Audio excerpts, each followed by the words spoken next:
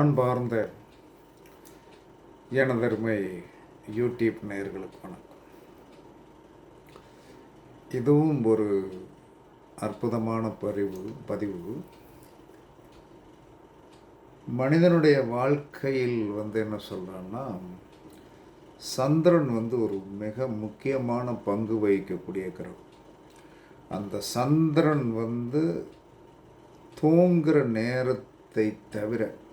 தூங்குகிற நேரத்தை தவிர காலையில் எந்திரிச்சதிலிருந்து இரவு நீங்கள் தூங்குகிற வரைக்கும், உங்களை மறந்து தூங்குகிற அளவுக்கு வரைக்கும் இந்த சந்திரன் வேலை செஞ்சுட்டே இருப்பார்.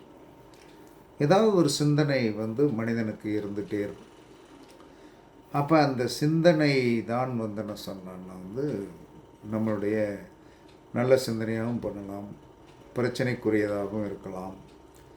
அப்போ இதில் என்ன சொன்னாலும் இதில் இருக்கிற ஒரு ரகசிய சூட்சுமத்தை நீங்கள் எல்லாரும் தெரிஞ்சுக்கணும். வாழ்க்கையில் எல்லா மனிதனுமே ஜோதிடத்தில் இருக்கிற ரகசியத்தை தெரியாமல், ஜோதிடத்தில் இருக்கிற ரகசியம் தெரியாமல் எங்கெங்கேயோ ஓடிக்கிட்டு எங்கெங்கேயோ போய்கிட்டு ஏதாவது கிடைக்குமான்னு இவன் தேடுறது பொருளாதாரம் தான். ஜோதிடத்தில் எங்கெங்கேயோ போய் தேடி இவன் தேடிக்கொண்டிருக்கிறது பொருளாதாரம்.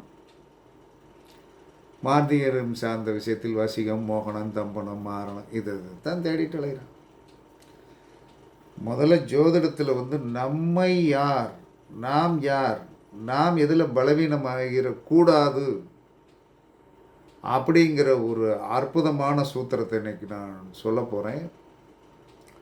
எல்லாரும் புரிஞ்சுக்கிட்டு என்ன சொல்கிறான்னா, நீங்கள் தனிமையில் உட்கார்ந்து நான் சொல்லுகின்ற விஷயத்தை உங்களுடைய ஜாதகத்தோடு நீங்கள் அப்ளை பண்ணிப்பார்.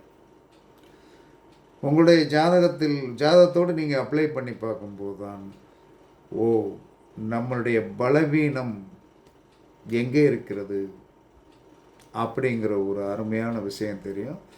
அந்த பலவீனத்தை என்ன சொல்கிறான்னா, நீங்கள் தெரிந்து கொண்டு அந்த பலவீனத்தை நீங்கள் தெரிந்து கொண்டு என்ன சொன்னா, அது சார்ந்த விஷயத்தில் நீங்கள் முடிவெடுக்கக்கூடாது. அப்போ இது என்ன சூத்திரம் அப்படின்னா, சந்திரன் நின்ற இடத்திலிருந்து 5ஆம் இடம் நம்மளுடைய பயங்கரமான பலவீனம். அந்த இடத்துல நம்ம வீழ்ச்சி அடைஞ்சிடும். சந்திரன் நின்ற இடத்துலேருந்து கரெக்டாக சந்திரன் நின்ற இடத்துலேருந்து 1, 2, 3, 4, 5 எடுங்க. அந்த இடத்தில் நீங்கள் ஒரு பலவீனமான மனோநிலை உள்ளவராகவும், அந்த இடத்தில் உங்களுக்கு ஒரு பிரச்சனைக்குரிய ஆதிபத்தியத்தை இந்த சந்திரன் உருவாக்கி இருப்பார். அந்த இடத்தில் ஒரு ஸ்டெபனான ஒரு முடிவு தன்மைகள் உங்களால் எடுக்க முடியாது. சந்திரன் நின்ற இடத்திலிருந்து 5ஆம் இடம். இது உங்களுடைய லக்கணத்திற்கு எத்தனாம் இடம் என்பதை பாருங்கள். இது உங்களுக்கு லக்கணத்திற்கு எத்தனாம் இடம் என்பதை பாருங்கள். அந்த இடத்தில் நீங்கள் ஒரு பலவீனமானவர். அந்த இடத்திற்கு நீங்கள் போகும்போது உங்களுக்கு ஒரு நிம்மதி குறவும், ஒரு தர்ம சங்கடமான சூழ்நிலையும், எதிலும் அது ஒரு முடிவெடுக்க முடியாத ஒரு திக்கற்ற நிலையை அவர் உருவாக்கி இருப்பார். சந்திரன் நின்ற இடத்திற்கு 5ஆம் இடம். அதற்கடுத்து சந்திரன் நின்ற இடத்திற்கு 7ஆம் இடம். அதற்கடுத்து சந்திரன் நின்ற இடத்திற்கு 7ஆம் இடம். இந்த இடத்தில் என்ன சொல்கிறான்னா, இந்த சந்திரன் நின்ற இடத்திற்கு நீங்கள் 7ஆம் இடம் உங்களுடைய லக்கணத்திற்கு என்ன இடமாக வருகிறதோ அந்த இடத்துல அந்த நபரையோ அந்த பொருள்காரகத்தையோ நீங்கள் ஜெயிக்க முடியாது. அங்கே போய் முட்டிக்கிட்டு தோத்துட்டு வர்றதை விட பேசாமல் என்ன சொல்கிறான்னா, இது தலையோடைய எழுத்தோடைய விதி அப்படிங்கிற ஒரு ஆதிபத்தியத்திற்குண்டான நிலையைத்தான் நீங்கள் வைத்திருக்க வேண்டுமே தவிர, அதை மீறி நீங்கள் என்ன சொல்கிறான்னா எதையுமே செய்ய முடியாது. அதற்கடுத்து சந்திரன் நின்ற இடத்திற்கு 8வது இடம். சந்திரன் நின்ற இடத்திற்கு 8ஆம் இடம் எல்லாருக்குமே அது என்ன சொன்னாலும் நமக்கு சந்திராஷ்டமனம் அப்படின்னு சொல்லக்கூடிய ஒரு ஆதிபத்தியம் உடையது. அந்த இடத்துல என்ன சொல்கிறேன்னா நாம் பலவீனப்பட்டு தான் இருப்போம். யாராக இருந்தாலும் சந்திரனுக்கு 8ஆம் இடம் நம்மளுடைய பலவீனம்தான். அந்த இடத்தில் நம்ம என்ன சொல்கிறோன்னா அதில் ஆயிலும் சேர்ந்திருக்கு அப்படிங்கிறோம். ஆயுள் காரகத்தை உயிர்காரக பாதிப்பு அந்த இடத்தில் உண்டு. உயிர்காரகத்தில் இந்த பாதிப்பு உண்டு அப்படின்னு ஜோதிட சூத்திரம் சொல்கிறது. சந்திரன் நின்ற இடத்திற்கு 5ஆம் இடம், சந்திரன் நின்ற இடத்திற்கு 7ஆம் இடம், சந்திரன் நின்ற இடத்திற்கு 8ஆம் இடம் என்ன சொல்கிறான்னா, நீங்கள் எந்த முடிவையும் அதில் அவசரப்பட்டு எடுத்து விடாதீர்கள். எடுத்து விட்டீர்கள் என்று சொன்னால் அது தோல்வியில் முடியும். ஒரு உதாரணம் இதை வைத்து பார்ப்போமா? ஒருத்தர் மேசலக்கணம், மேசலக்கணம் ராசி மீனராசி. சந்திரன் லக்கணத்திற்கு 12இல் போய் மறைந்திருக்கிறார்.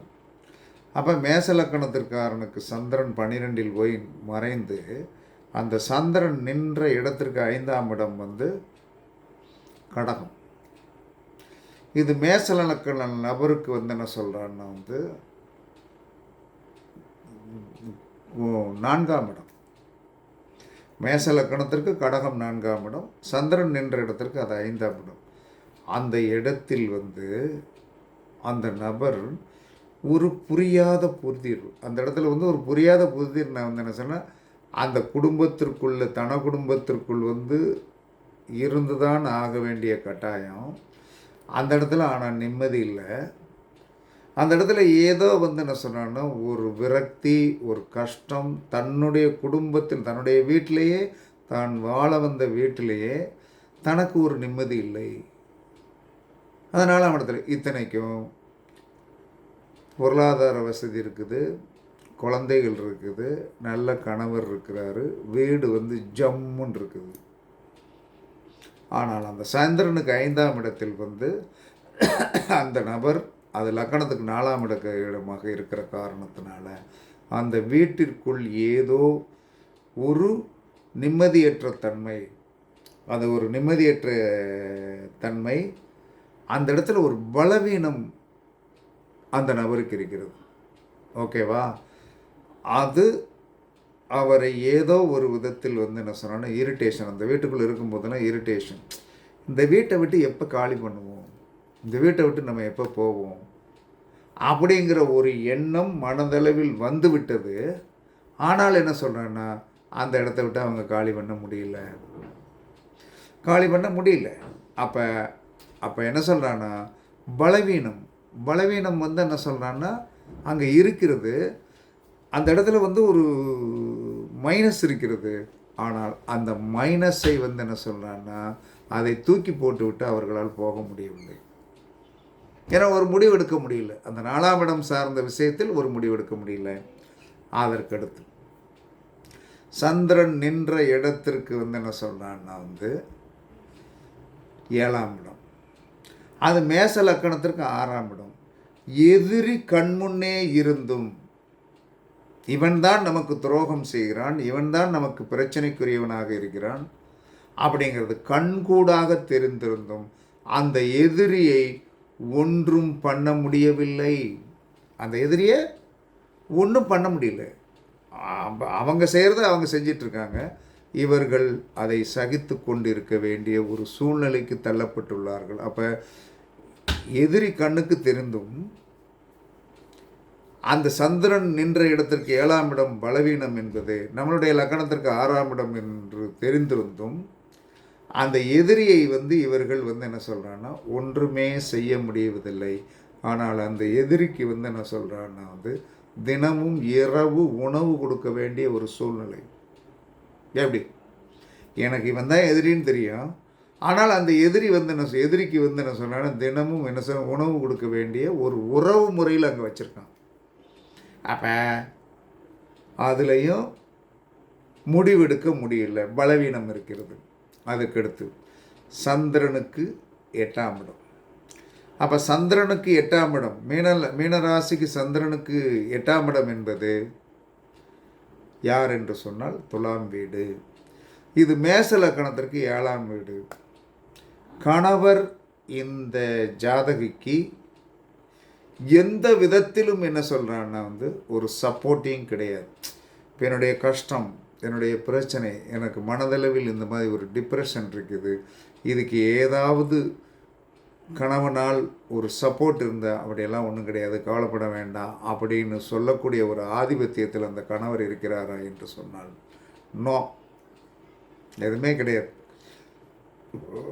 இருக்குன்னா இரு, போன்னா போ, எங்கே வேணாலும் போ அப்படின்னு சொல்லி வரும்போது அது சந்திரன் இருக்கின்ற இடத்திற்கு 8ஆம் இடமாகவும் தன்னுடைய லக்னத்திற்கு என்ன சொல்கிறான்னா கணவர் ஸ்தானமாகவும் இருக்கின்ற காரணத்தினால் அவர்களால் எந்த விதத்திலும் இந்த சந்திரன் நின்ற இடத்திற்கு 5ஆம் இடத்தையும், சந்திரன் நின்ற இடத்திற்கு 7ஆம் இடத்தையும், சந்திரன் நின்ற இடத்திற்கு 8ஆம் இடத்தையும் இவர்கள் ஒரு எந்த முடிவும் எடுக்க முடியாமல் அந்த விஷயங்களில் இவர்கள் இன்று வரை பலவீனமாகவே இருந்து கொண்டிருக்கிறார்கள்.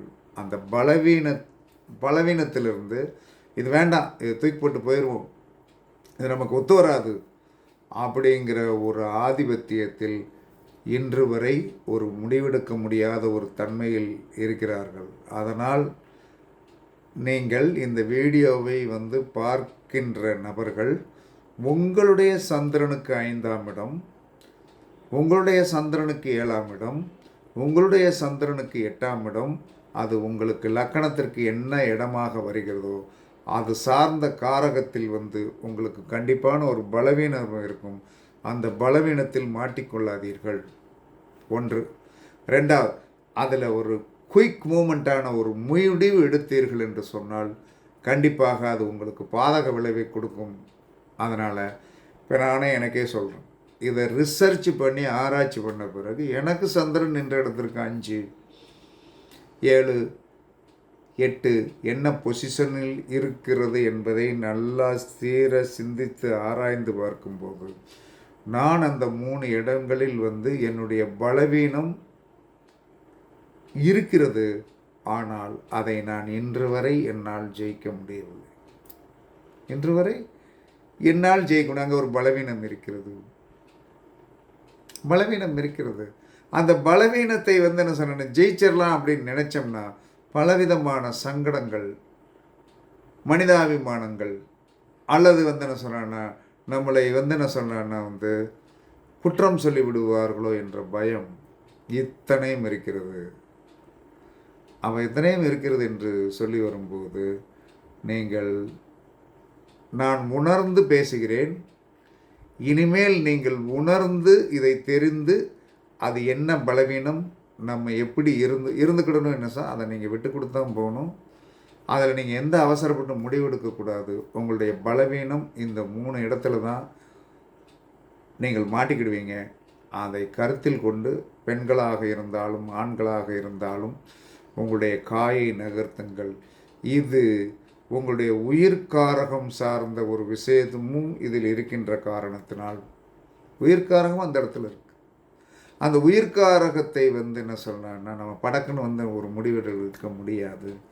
அப்படிங்கிறதுனால இதை நீங்கள் கொஞ்சம் சிந்தித்து தெளிந்து இந்த இடத்தை நீங்கள் என்ன சொன்னோன்னா பயன்படுத்துங்கள். அவசரப்பட்டு விடாதீர்கள், அவசரப்பட்டு முடிவெடுத்து விடாதீர்கள். அந்த காரகங்கள் கொஞ்சம் ஆபத்தானது, பிரச்சனைக்குரியது என்று கூறி உங்களிடமிருந்து விடைபெறுவது சிப்பிப்பாறை ஜோதிடரசு ஆதி ராகவன் ஜெயபாலாஜி. சுகமே சூழ்க, சுகமே சூழ்க. வாழ்க வளமுடன், வாழ்க வளமுடன். வணக்கம், வணக்கம், வணக்கம், வணக்கம்.